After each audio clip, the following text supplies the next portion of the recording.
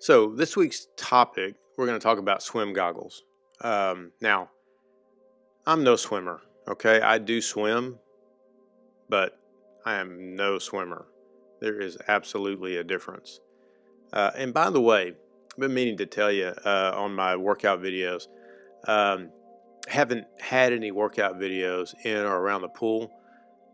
And it's primarily because the Y does not allow video in or around the pool due to kids and other people who may or may not want to be on a video. So that's kind of their standing rule. I'm going to try to do some swim sessions at a nearby natatorium that I think does allow videos for training purposes. If so, then we'll try to get some video in because I would like to try to do some videos on at least what not to do in your swim stroke, because I know how to do that. We'll see how that goes. So back to goggles. There are a lot of goggles out there. I mean, tons. And, I mentioned I'm not a swimmer. I'm a non-swimmer who swims. So my opinions are probably going to be a little different than elite swimmers, elite triathletes, or real swimmers who are out there competing. A lot of those pros or elites or people who are competitive use those Swedish goggles that they build themselves. They're the cheapest ones out there, but I think they don't have a separate grommet or seal. It's all one piece and fits in the socket, and I think they just prefer that. For triathletes, though, I have come to my opinion. I've come to believe that these little bit larger goggle lenses and seals that go kind of on the over the socket are better because you're in open water and gives you a little wider field of vision. So, a couple of things. I used to wear these Aquasphere, and they're actually a really good brand. Didn't really have much trouble with them. So, but I did switch to a Tier Special Ops 2 goggle, and I'm telling you, I just love these goggles. These goggles are probably a year old, and I did my 70.3 back last June in these goggles, and still wearing them to train in, and they're just bulletproof, man. I had no seal issues, no leaks. The lenses are a little scratched, but still kicking. It fits really well, and I'm not advertising any brand over the other because all of them have really good products out there. So a couple of things that I look for in a goggle. Again, I'm not trying to win races here, but a couple of things that are key to me is that the goggle has a really good seal. So you want to try a couple of different brands. Some may fit better than others just due to the contour of your eye socket, your face, and then you don't want them to fog on you. Okay, now most goggles come with an anti-fog coating on them. Okay, well, I don't rely on that. My very first triathlon, I brought brand new goggles. Didn't really try them much before I got into that race, and they fogged up on me halfway through the race, and not terrible. It was really just one eye, and it was a terrible. I mean, I felt disoriented, and so a couple of tips on those are really my two key things: no leaks and no fog. Okay. So I'm going to give you a little suggestion on how I make sure I get no fogging in my lens. And there may be other ways to do this, but I spit a little right before I get into the water. I spit a little into each lens, and I rub that lens really, really good with that spit. And then I take some pool water or lake water or whatever water I have, and put a little water in there to kind of rinse it like that. Shake it out, beat it out, and I'm good to go. I mean, I have zero fog the entire race, workout, whatever I'm doing. So maybe a little gross, but just do what you got to do come race day. So the other things to consider in a goggle, lens color.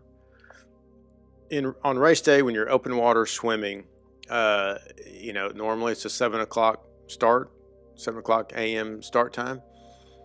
If you anticipate cloudy weather, you might want to go with a clear or even an amber lens. If it's a bluebird day and that sun's coming up, or it's already up, and you're going to be stroke, and you're every time you breathe, you're going to be staring into that sun. You might want a smoked lens. That's what I use. I don't get too concerned about my lens color because I don't have 3 or 4 different goggles, on hand all the time. I usually have one and one backup. So I go with this smoked, and it's never given me trouble, even in a cloudy day. All right, another thing you might notice on goggles when you go shop for them, or if whatever goggles you've been using, if you've done some races and you're signing up for Ironman and you want to make sure you got the right products. This bridge, this is integrated, so it's one piece. Some have adjustable bridges, so again, it's a fit issue. You really want to make sure you get a goggle that does not leak on you, and if you need something that has a little more of an adjustment on the band here, this is an adjustment. You want it snug. You don't want it so tight that it creates gives you a headache or creates a irritation on your eye socket. But sometimes that bridge adjustment can help for folks who, not big head, little head, whatever. I'm pretty average. This is a pretty average bridge, and so it works just fine. Let's see. A couple of things that I would suggest for you if you're starting to sign up for races, especially for Ironman, a long distance race. Do not chance wearing a brand new pair of goggles like right out of the box for race day. My personal opinion and out of experience, if you want new goggles for race day, go at least put one swim session on, get them set up, adjusted, and wear them. Make sure there's not a defect or some kind of issue that would cause you trouble in your race. The last thing you want is to have your band break or a leak because of a defect in the seal halfway through the swim. Okay, so break a pair in, at least one, maybe 2 sessions in the pool before you call it your race goggle. And then always bring a backup goggle with you on race day, just in case. If you have somebody in your crew, your wife, your son, your daughter, whoever, let them kind of have that nearby. And if you have a band that breaks or something crazy happens, or you set them down and forget about them, lose them, you'll have a backup. You just don't want to end up in the swim without goggles. Or broken goggles. Okay, so you do want to have a backup plan. One last tip: you're in the swim. Let's say you get kicked in the face. Okay, it happens pretty regularly. And when I say kicked in the face, it doesn't mean that you get knocked out, but it doesn't take much either. So if somebody kicks you in the face, or their hand swipes your face and knocks your goggle, or breaks allows water in, I wear contacts, so it's really, really important that I have a good seal all the way through the swim. And but if you do get your goggles knocked off, or where water gets in your goggle, then my suggestion is that you kind of get yourself out of the traffic. Okay, get on the edge where there are less swimmers. Get on your back and kind of do a backstroke without your hands. Kind of do a kick that allows you to stay up your upper body out of the water as much as possible, so you have your both hands, and shake those goggles out. If it's come off your head, shake them out, and work that back on as you're on your back, or at least where you're swimming backwards.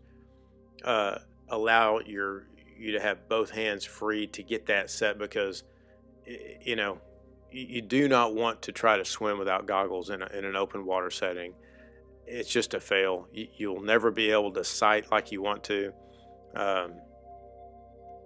and you'll end up making your swim 400 meters longer than it should be, because you can't find your way. So I would suggest that you get in the pool before the race and try to practice that a couple times. Just get on your back, swim backwards, kick really good.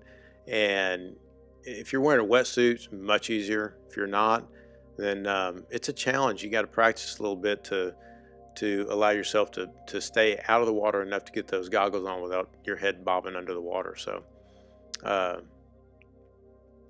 goggles. Go to the store, buy a couple. They're the better goggles, $20-$30. They're not cheap, but even goggles that aren't great, you'll be able to train in. So experiment. These tiers, recommend them. Again, I'm not advertising them. I just know what works for me, and that's a great goggle. So, okay, appreciate you watching. While we're doing these videos, we're raising funds and awareness for Tying Vines, which is a U.S.-based nonprofit doing humanitarian work for Syrian refugees in Lebanon. They are just doing a fantastic work, providing education, medical and trauma counseling for these refugees who really have lost everything, and I mean everything. They had the clothes on their back, and now they're in a tent or less in some other country. No means of income. It's just a terrible situation. So you can go to my Ironman Foundation webpage in the links below and donate. We'd love for you to donate. Even, I think the minimum is $10. Any little bit helps. You would not believe how much good can come even with a $10 donation. So please consider donating. If you like the video, give us a thumbs up, and if you want to watch my other videos and these other tips and topics, be sure and hit the subscribe button and you'll get notifications. You can follow us on Facebook, Instagram, and Twitter. And if you're a Strava guy or girl, you can follow me there as well. All right, that's it for now. We'll see you next week.